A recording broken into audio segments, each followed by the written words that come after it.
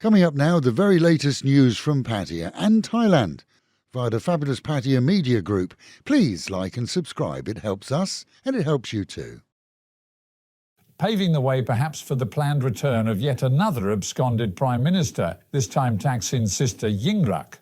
Her ex-Commerce Minister has been freed on parole despite a 48-year sentence for his involvement in the alleged corruption involving the rice stock debacle that saw her driven from power and fleeing Thailand just after his sentence was handed down and before she was due to be tried herself.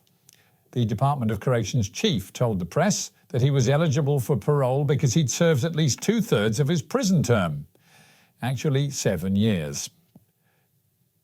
In the capital, a 36-year-old Chinese man remained in custody yesterday after being accused of rape and abuse, which he then videoed on his telephone. His latest prey, an 18-year-old local, told her family, who then called the police. They set up a sting operation, seeing police duly arresting him and finding multiple recordings of similar events on his phone and laptop. Severe flooding in the south has now claimed 25 lives and affected more than 660,000 households across 10 provinces, according to the Director General of the Department of Disease Prevention and Mitigation.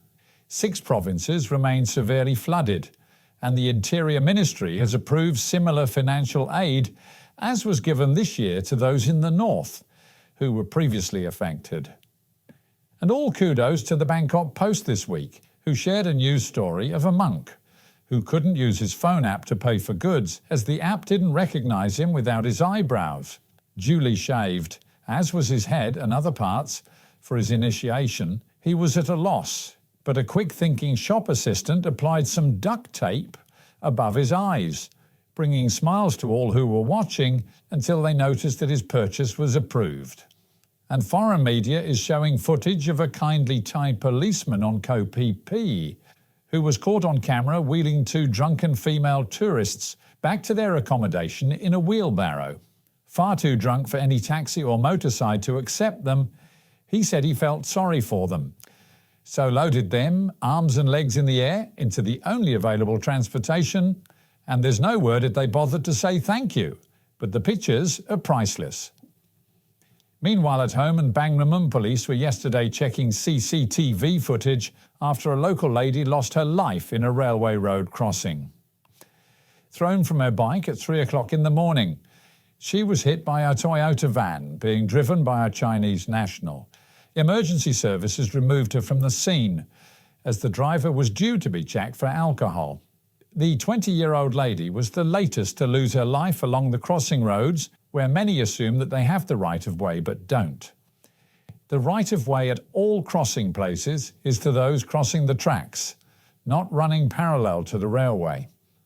And a boost for local businesses, as with the Jazz Festival fast approaching.